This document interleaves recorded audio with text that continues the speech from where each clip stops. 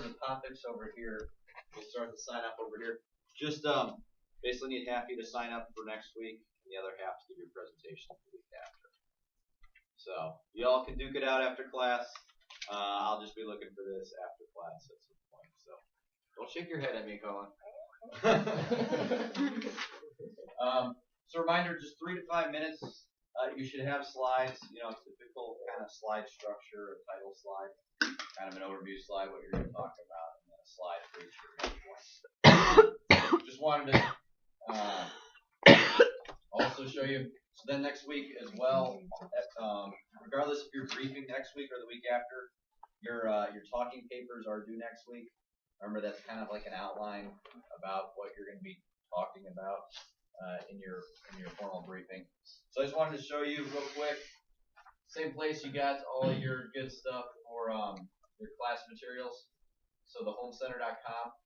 So you go to ROTC materials, and you'll go to cadet materials because you're not an instructor. You don't have the instructor materials. You go to the AS200, which is this class, and you scroll all the way to the bottom.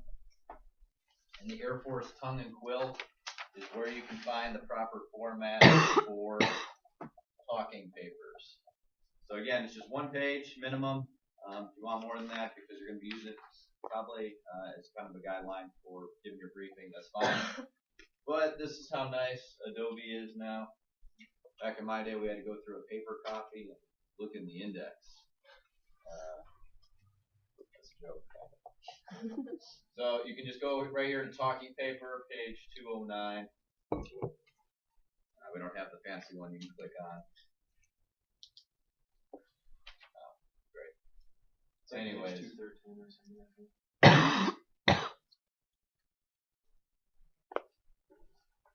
That's the bullet background. Here's talking paper. So just kind of be cognizant of the format of it.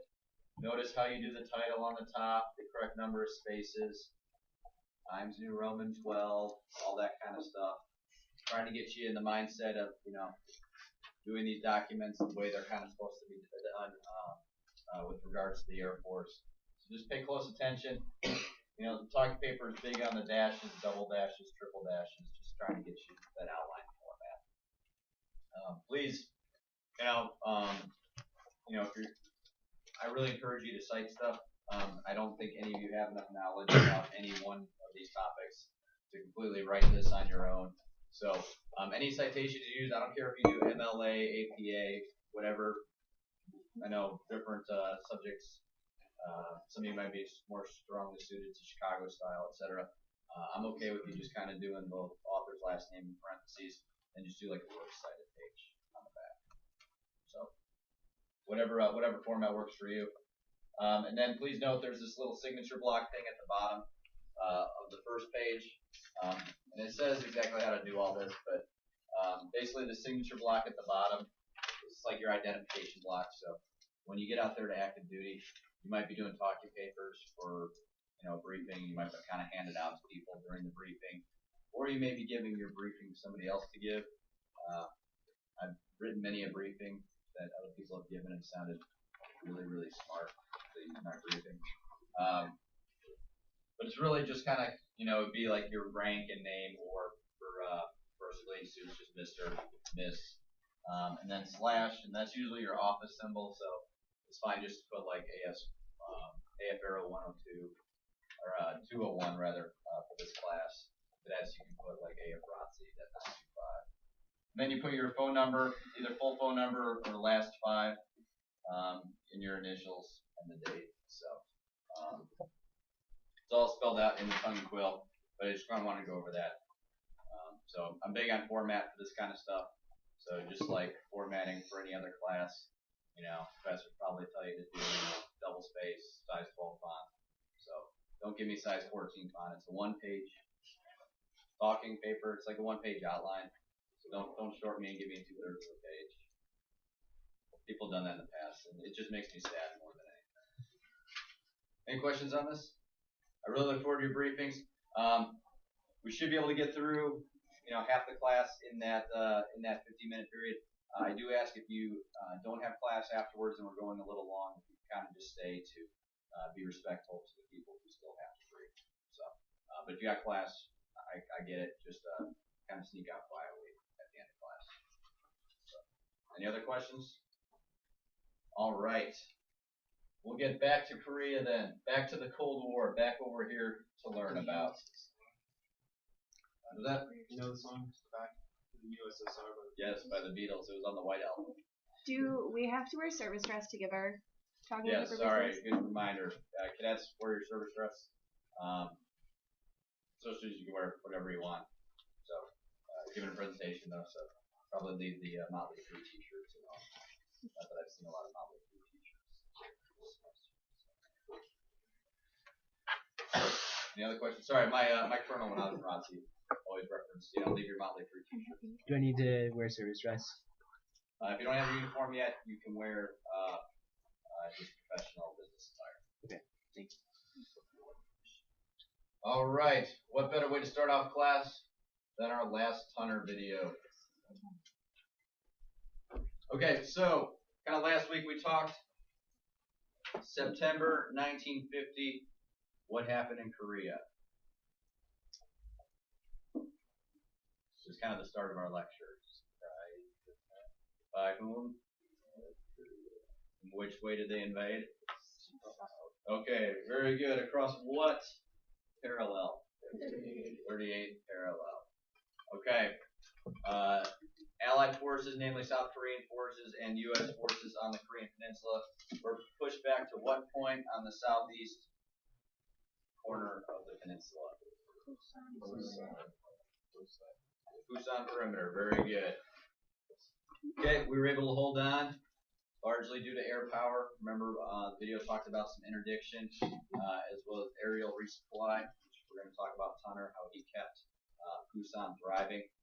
A couple months later, November 1950, we pushed out from the Busan perimeter, and General MacArthur landed amphibious landings where?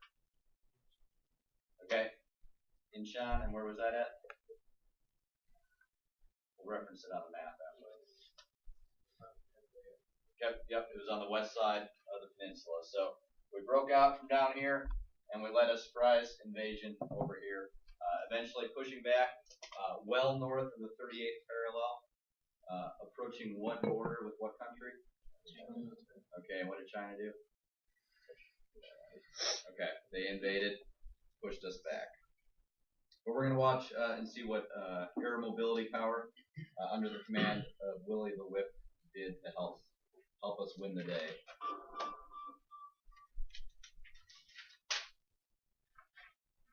He returned to the United States and his job at the Military Air Transport Service.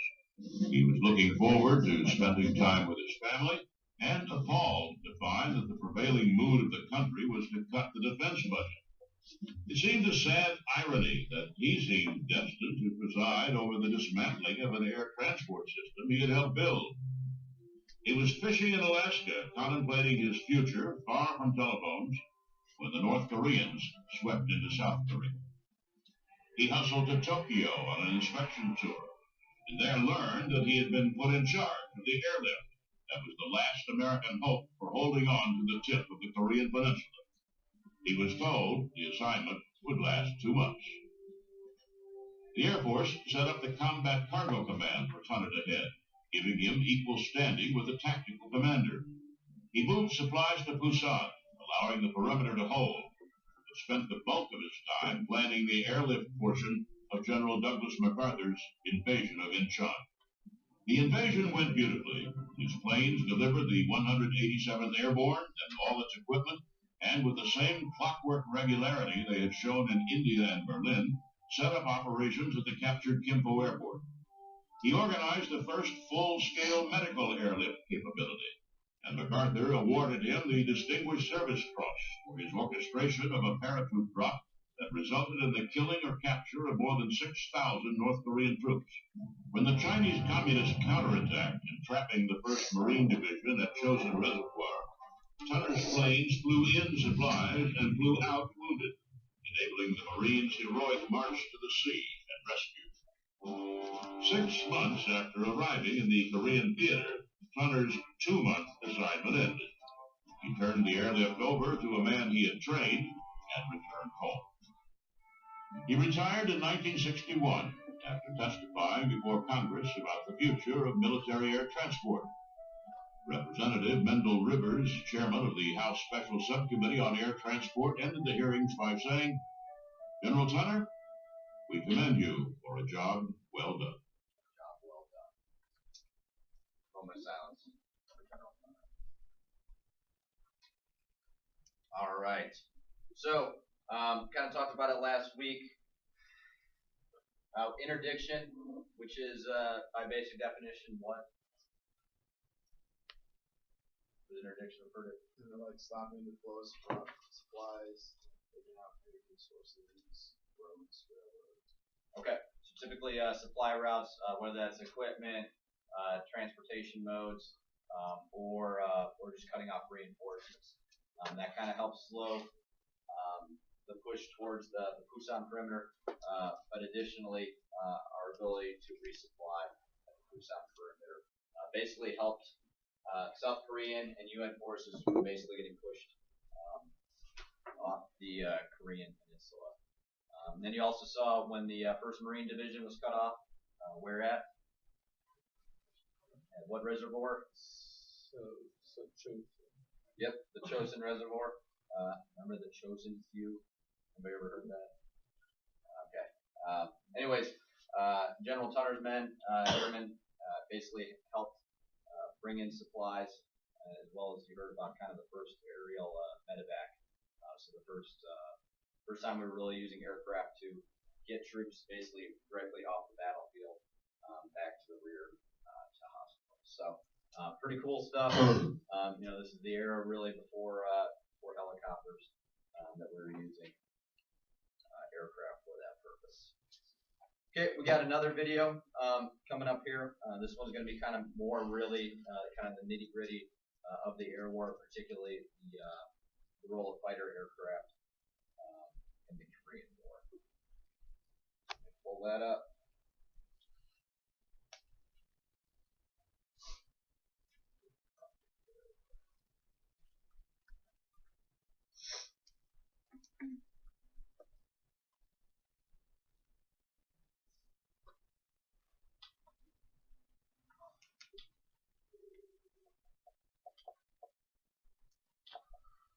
The initial Chinese intervention was by air. Piston engine fighters attacked American aircraft. Then came the swept-wing jets, MiG-15. The first all-jet battle in history took place on November 8, 1950.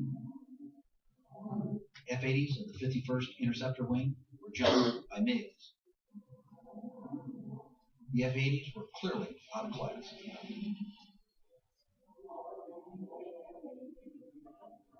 The MiGs were a brilliant design. They combined Russian and German technology. The MiGs represented a real threat to air superiority.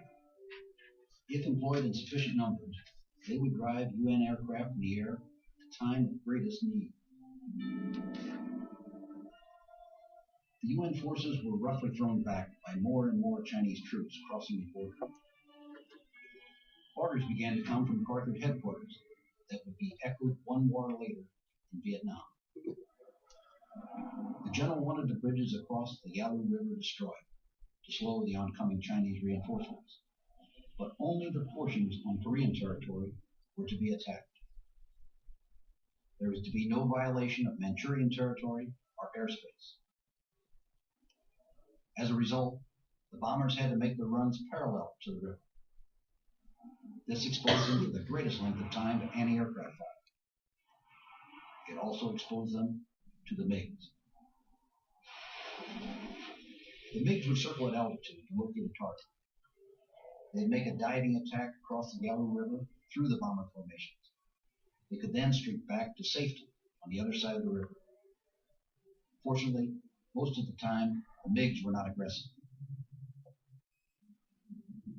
There was time to bring in the 4th Fighter Interceptor Wing of F-86 Sabres from the United States. Like the U.S. cavalry riding to the rescue, eager and aggressive Air Force pilots took the North American F-86 to Korea to fight the Soviet MiGs. With its swift wings, powerful armament, high maneuverability, the F-86 soon made itself king of Mig Alley.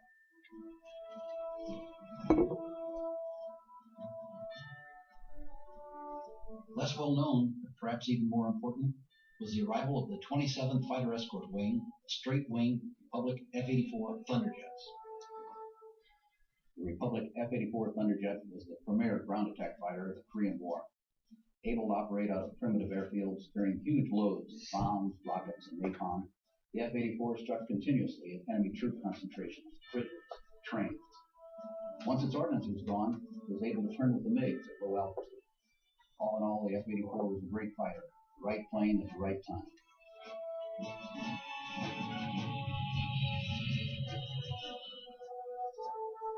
As the Eighth Army fought its desperate retreat, sometimes the only thing that changed destruction to escape was the timely appearance of the Thunderjets, laden with rockets, napalm, and bombs.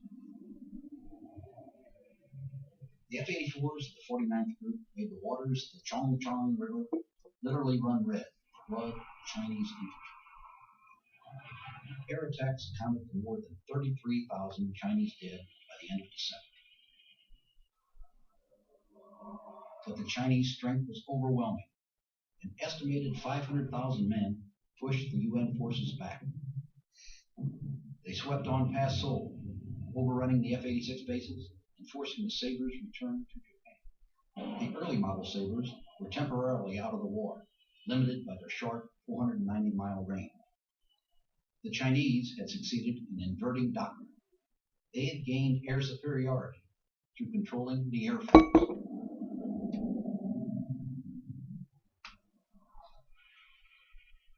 They began stockpiling huge quantities of MiGs in the Manchurian sanctuary so they could be brought down into Korea for the final push. But continual attrition by air attack and stubborn ground defense had bled the Red Army. The UN forces counterattacked. They drove the Red Army forces back far enough to allow the F-86 air bases to be reestablished. The air war in Mig Alley, a triangular corner south of the Yalu River, resumed. Again, almost every condition was advantageous to the communists. Flying from bases in the Manchurian sanctuary, the MiGs could choose the time and place of attacks, but the sanctuary was not always observed.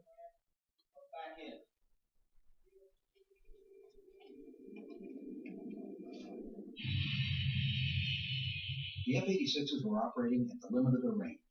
They had only a few minutes to spend on station.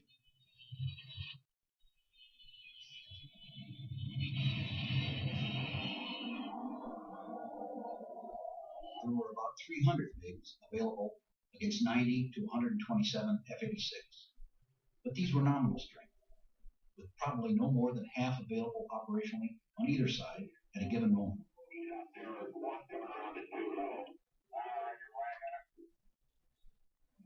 The F-86? See always wearing his hat.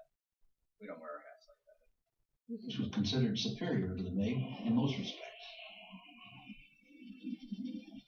The MiGs had a higher ceiling and a better rate of climb, but the Sabres had better armament and were better gun platforms. At the start of the conflict, the Sabre pilots were generally more experienced.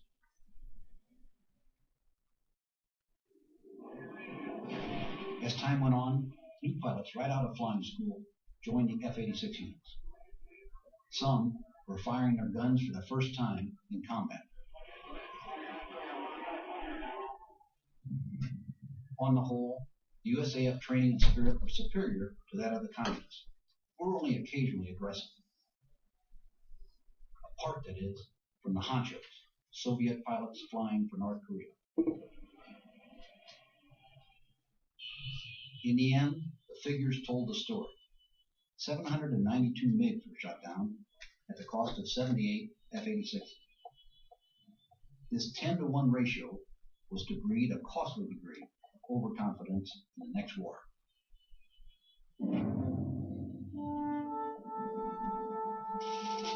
Although America clearly won the air war in Korea, that fact has been forgotten. Few now remember the utterly valiant work done by crews flying World War II equipment under some of the worst weather and operating conditions in history to save the UN forces from both tactical and strategic defeat.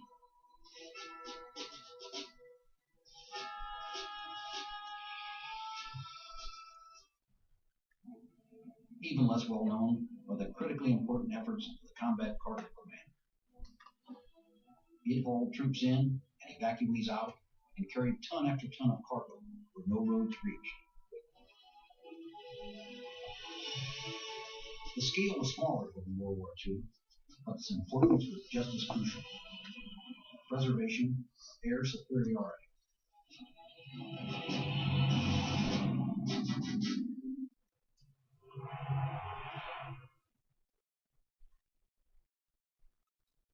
Alright, so we're going to talk a couple key points from the video about air power over Korea. So obviously the first time used a jet fighter on both sides in a conflict. So anybody actually know who had the first fighter aircraft, jet fighter aircraft in the war? Germany during World War II. Happened very, very late in the war, kind of clunky, not the best aircraft. However, this was the first war we saw it on both sides. So initially, U.S. fighters, the F-80 fighters, were no match for the advanced Soviet-built MiG-15s. However, by 1951, the Air Force owned its own outstanding fighter, the F-86 Sabre, to counter the MiG-15. Here's a couple of reasons why that was important. So initially, the MiG-15 outperformed the F-80. Kind of saw that in the video.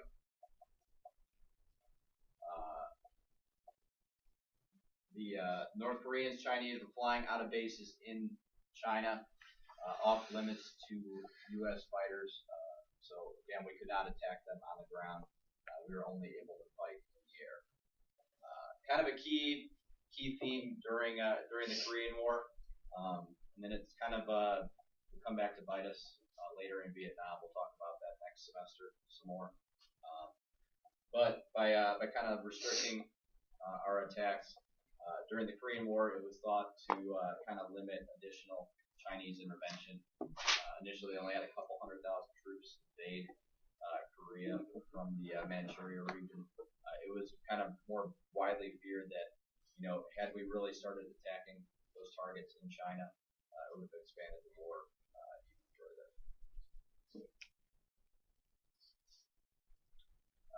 And as also you saw in the video, American pilots were much better than their enemy counterparts.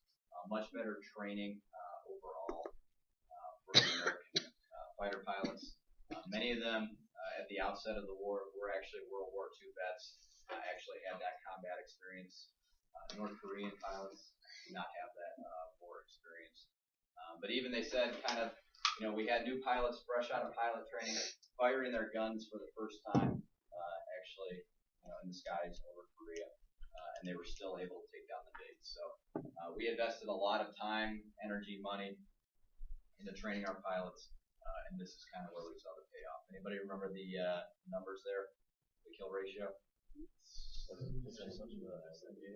Yep. So roughly 10 to 1. It was like 792 MiGs to 78 F-86s. So roughly 10 to 1. Kind of would give us false confidence though going into that next war, the Vietnam War. So in the early stages of the Vietnam War, we had kind of throttled back on the training. Namely, the big aspect of training we did that really paid off was we trained our fighter pilots to be aggressive. We trained them in dogfighting techniques. We had kind of throttled off of that by the Vietnam War. So kind of in the early years of the Vietnam War, we were kind of looking at more of like a 3 to 1 kill ratio. Kind of that false sense of security coming off the Korean War of a 10 to 1 kill ratio. Okay, we talked about the airspace south of the Yalu River known as Mig Alley. And really this was kind of the contested territory. Had the North Koreans and Chinese been able to establish air superiority there, we kind of given them free reign over the continent. So that's kind of where we ended up fighting. Oh, and there's a kill ratio up there. I gotta stop asking questions that are on the board. One of these days I'll get better about that. So So any questions about kind of the air-to-air war? Yeah, we're just going to talk a couple contributions of air power. We kind of already hit on most of this, but counterland operations are those that are conducted to attain and maintain a desired degree of superiority over surface operations by the destruction or neutralization of enemy surface forces. So we kind of see that we saw that in two major aspects in Korea through both interdiction and close air support. Interdiction we already talked about, but this was not only an Air Force function. Air Force, Navy, Marine, and other United Nations aircraft attacked North Koreans in an effort to divert, disrupt, delay, or destroy the enemy's surface military potential before it can be used effectively against friendly forces. Interdiction of supplies and food weakened North Koreans. Thus, the breakout from the Busan perimeter was stunningly swift. And then, additionally, our close air support role, which consists of air operations against hostile targets in proximity to friendly forces. So, for those of you who really like to watch movies, that's like Danger Close. These support missions to Korea were executed mostly by Air Force and the Marines. They were very successful during the North Korean invasion. So initially, talking kind of September to November of 1950, and they contributed in keeping the retreat from Busan. It's basically us getting pushed off the Korean continent. And largely during the Chinese invasion, close air support often saved the day. Really helped us from getting pushed any further south than we did. And I'll show you a map of basically how far south we were pushed based on that initial Chinese invasion.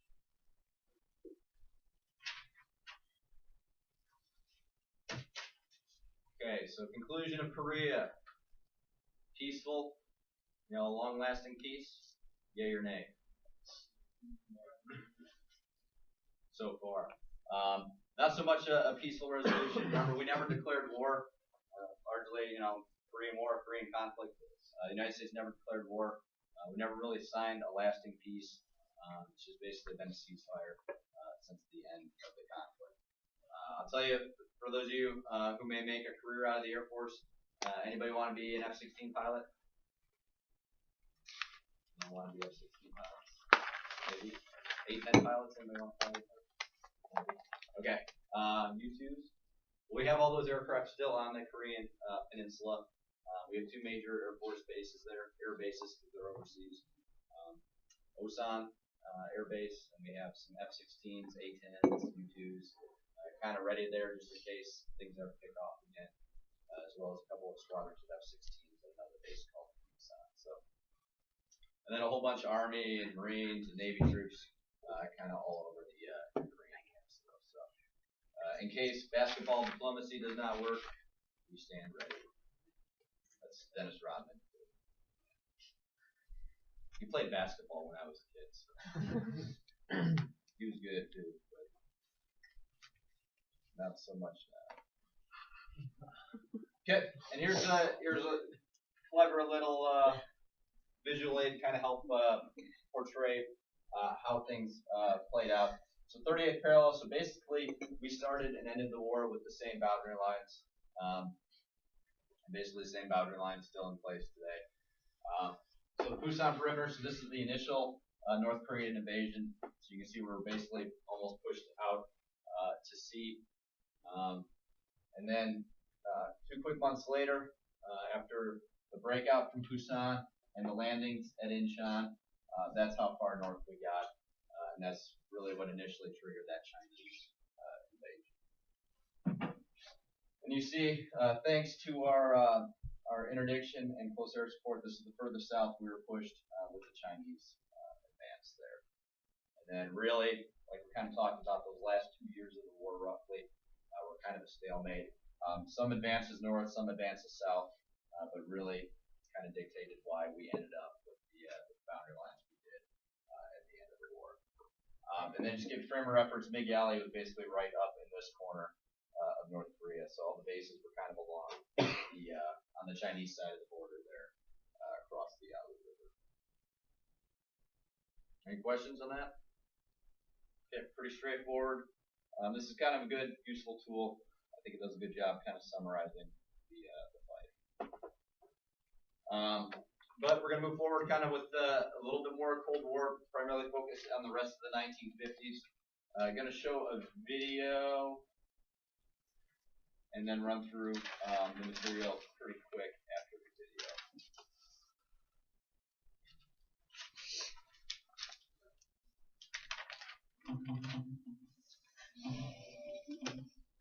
Perhaps the most important use of air power in Korea was diplomatic.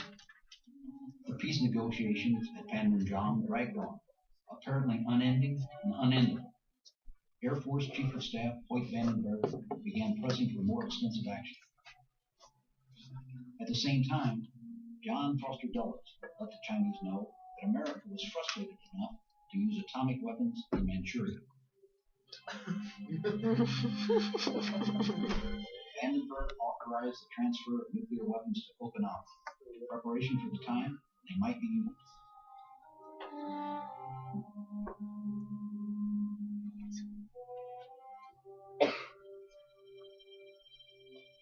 The Chinese got the message, and peace negotiations accelerated.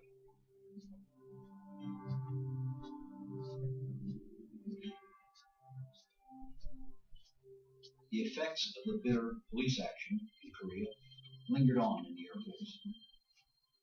For the first time in American history, it was recognized both by the Congress and the public that a permanent professional military establishment of huge proportions was going to have to be maintained. Korea was a training ground for the USAF. It endowed a professional force with a degree of discipline that existed in World War II. That same discipline was now reestablished in the Strategic Air Command.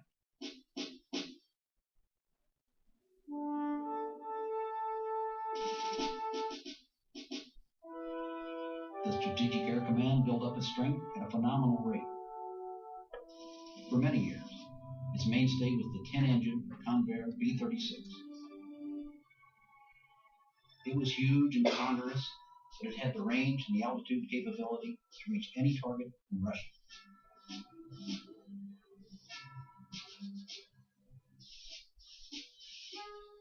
The B-36s were first supplemented with almost 2,000 B-47s.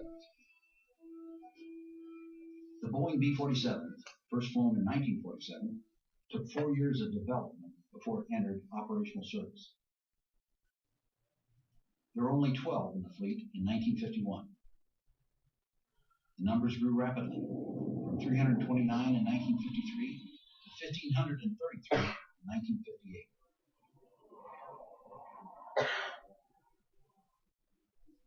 The B-47, with its in-flight refueling capability, gave SAC an intercontinental weapon of overpowering might.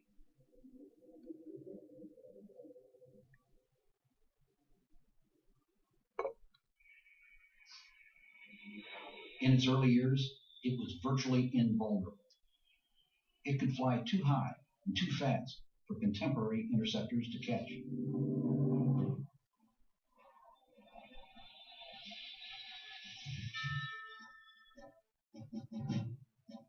Man, I really love this airplane. It was fast, beautiful, wonderful to fly. The B-47 was also one of the most important jet aircraft in history. For from its stem, the B-52, KC-135, the 707, and all the civilian passenger transport derivatives. TAC had as many as 1,800 of these aircraft in its inventory at one time, and when it did, the United States enjoyed an absolutely unprecedented strategic dominance.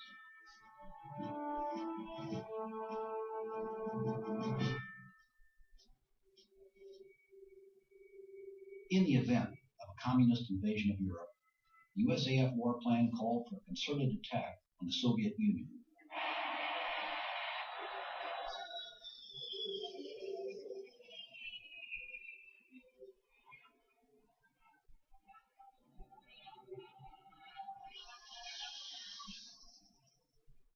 This was described as the front-to-rear concept.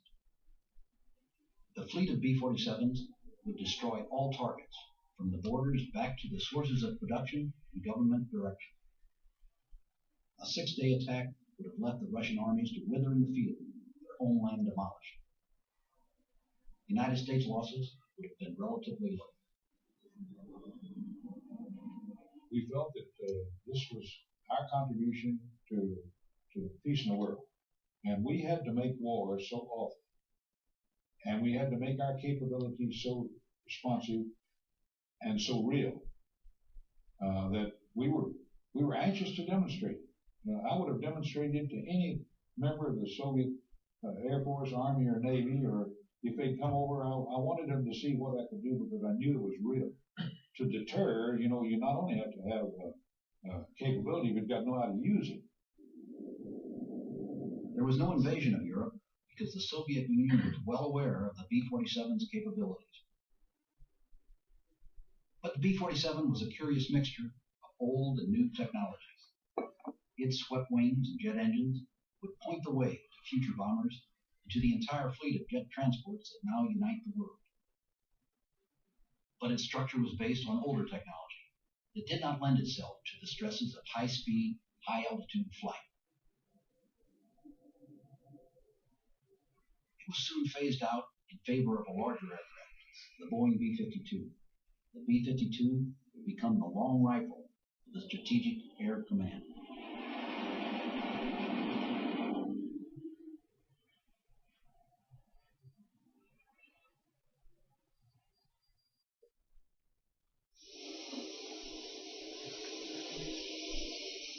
Like the B-47, the B-52 was intended to be a high-altitude nuclear bomber, one that would streak in alone to take out a city. Some people tried to tell Kurt LeMay that he needed a smaller airplane. The B-52 was going to be too big. He'd need new hangars, new runways. It would be too expensive. But Kurt LeMay wasn't having it. He told him that he didn't know how long he was going to have to fly the airplane, and he wanted it big enough to accommodate to whatever was required. Well, this airplane, which first flew in 1952, was big enough, all right. It's still flying. It'll be flying in the 21st century. Kurt LeMay got the big airplane. These videos are made a little while. When he wanted, he also got a great airplane.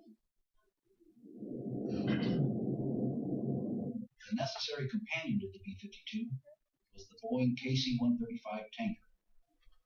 It was fast enough to refuel the B-52 without the discomfort and danger experienced by the slower piston engine tankers. We bought 600 of them. That was one of the most fortuitous buys in the world. And we're still using them. And we'll be using them until 2020 and maybe beyond. That's because we bought enough, we bought the right aircraft, and we spent the money that was needed in order to keep it up. We re-engined it, we re-skinned it, we re-stressed it. If you do it right, and that was done right, the payoff comes in a 60-year airplane that's still first rate, still top flight. The biggest change in the mission, capability, and psychology of the Air Force came about in 1955. President Eisenhower issued a directive to give the intercontinental ballistic missile top priority. By 1955, the size of the hydrogen bomb had been reduced. It was now feasible to deliver one on a missile with a 5,000-mile range.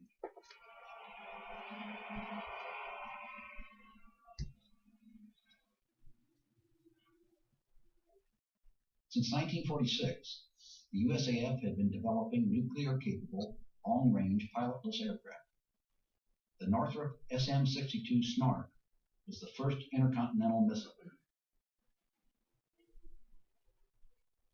The next step in missile development was to create a viable intercontinental ballistic missile program.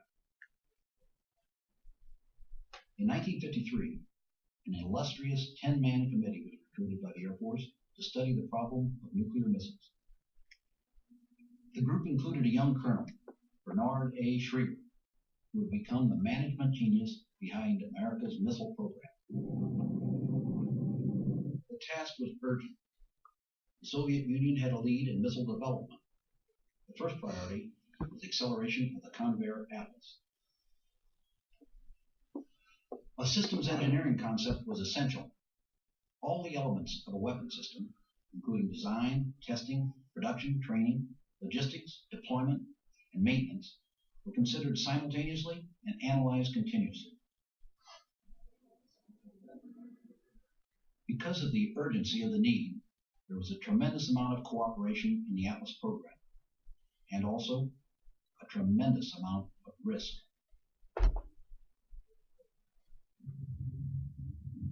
The project was blessed by a series of advances in key areas: structure, control, and re-entry. The result was an operational Atlas missile capability by 1959.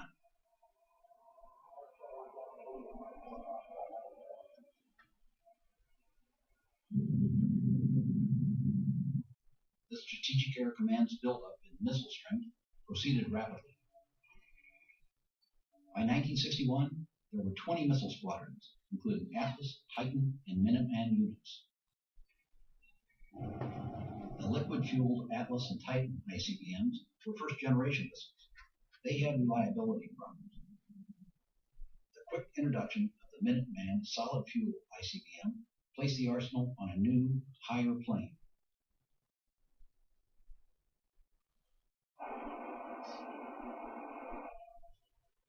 The first Minuteman unit of 10 missiles became operational on October 24, 1962, at the time of the Cuban Missile Crisis.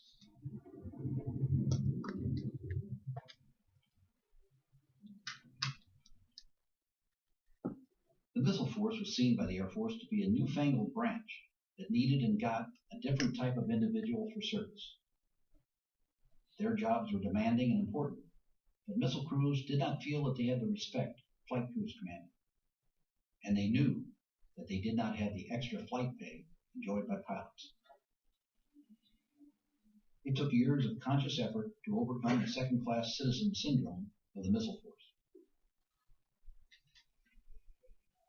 That was a feeling heightened by the remote locations of most missile stations.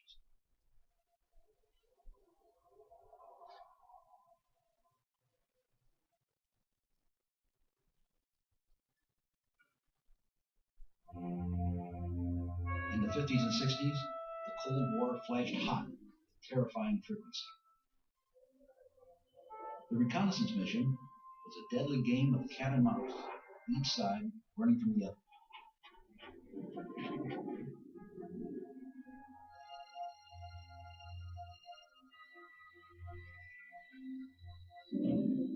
By May 1960, SAC had achieved its self-imposed goal of having 1/3 of its 3,000 bombers and tankers on a 15-minute alert basis. President Kennedy increased this to 50% the following year in response to heightened world tension.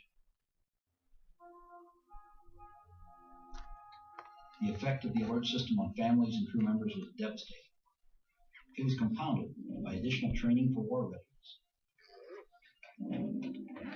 Crew members routinely worked 80 to 100 hours a week, creating single-parent families long before the term became current.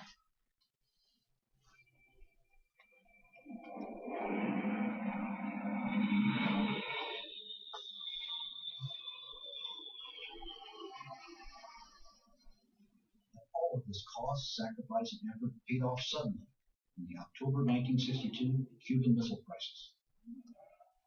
In October, a SAC U-2 reconnaissance plane overflew Cuba. It took photographs of Soviet intermediate-range ballistic missiles being installed. The B-52 airborne alert program was intensified. The 200 operational ICBMs were brought to an alert status. In the famous catchphrase of the time, the United States and the Soviet Union were eyeball to eyeball, and the Soviets blinked. The deterrence is in the fact that it's god awful. And everybody would say, well, you're trying to make it so awful. You were right. That was why the Soviets didn't challenge us, and that's why we would have thought many times over before we responded. This nuclear weaponry is god awful. Alright, so in the video there, I'm just gonna talk real quick about nuclear deterrence. I think Sergeant General there, Doherty, kind of brought up a lot of good points. You know, that was kind of our foreign policy during the Cold War, at least particularly in the 1950s. Make the threat of what we could respond with so bad that nobody would ever dream of kind of going to war. So that's kind of how we were able to maintain that kind of balance of power. That's why the Soviets never really overtook the rest of Europe, because they knew what our response would be, and that it would just be, I believe you said, god awful. So I'm going to talk through a couple key points here. So you saw the video. B-47 kind of became the initial mainstay bomber, the first one with intercontinental range, so able to fly kind of around the globe with its air-to-air refueling capability. What was the name of the tanker we had that was able to help refuel? Okay, KC-135, they're still in service today. Eventually the B-52, which we're going to learn a lot more about next semester with Vietnam, that would replace the B-47. Interestingly, still both those aircraft, the B-52 and the KC-135 tanker, they're all still in service today. Even since this video was made, we still got them in service. Working on right now, the 135s are working on getting phased out. That's going to be for the next probably 15 or 20 years for that process to take place. B-52s, it's on the Air Force's plate to kind of look forward over the next couple decades for a new bomber. I think, my personal opinion, I think it's going to take a little bit longer to get that one on board. We got a lot of expensive bills to pay on the plate right now. So, but interesting stuff. I mean, there were generations of fathers and sons who flew like the same KC-135, the same B-52 bombers. When I was deployed to Guam in 2010, pretty cool story. There was a B-52 squadron deployed there at the same time we were. They were out of Minot, North Dakota. And then there was a Pittsburgh Air National Guard unit deployed there with KC-135 tankers.